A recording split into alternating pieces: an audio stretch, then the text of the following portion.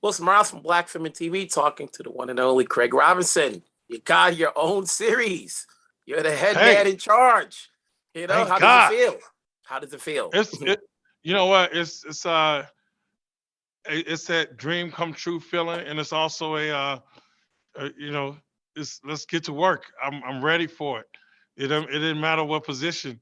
Let's just I love working with these guys. I love the story. So I'm glad to be a part of it. I'm also glad I'm at the helm.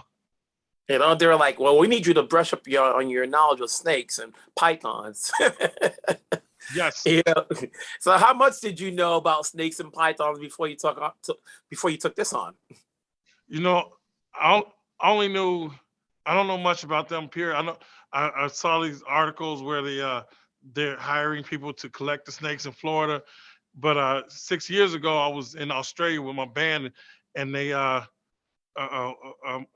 went to an animal sanctuary, and it was there I got over my fear of snakes because I ended up having one around my neck, then another one that was even gigantic, big, like things I never thought would happen, and it turns out I was like, these snakes mean you no harm, Craig. You've been lied to by the Bible and Indiana Jones. So I got over it then, and then so when this idea popped up, it was like, yeah, I'm ready for that. I'm ready for all of this.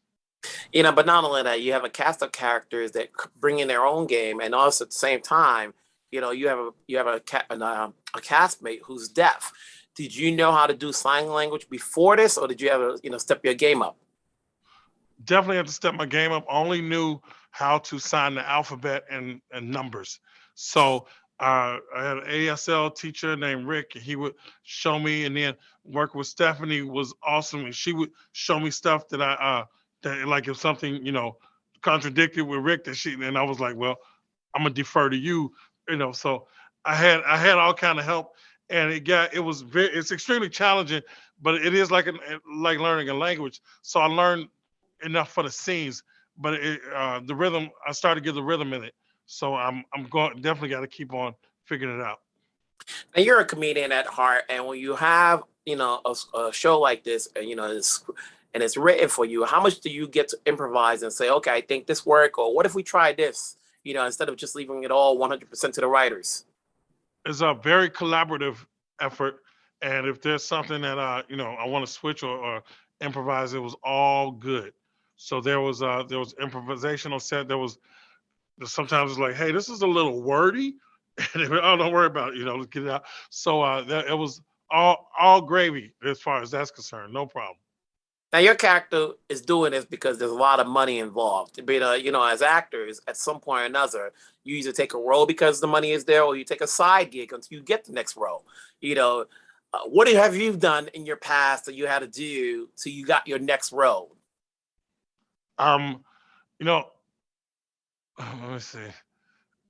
Uh, there was a one time I don't even know what I ended up doing, but I was super broke, and I'm a comedian, so I'd always be able to do road gigs or what have you. But there was one time I was super broke, and my manager said, "Hey, we got this offer, and it was for a lot of money." And I was like, "Well, I don't know." I'm just thinking, "Well, I guess we're about to be in the money." And he's like, "But we're gonna turn it down because it's not, it's not the right project and this and that." And I couldn't believe I was saying no to this much cash with nothing in the bank. So so yeah, I've had those kind of moments. But like I said, being a comedian and then having some really gracious friends to help me out along the way, I was able to keep making rent. There's so much stuff on TV these days. Not everybody's going back to the theaters unless you're Marvel or Disney. What's going to get people to watch this show? Because nowadays it's a glut of talent, it's a glut of shows on TV. So we have our options. It's I wish I knew how to drive someone to a show, and these I always get that question. What's one thing you can say to get people to turn? I don't know. Check it out. Hope you love it. If you don't, hope you watch it anyway. But now, now I've done a horrible sales pitch.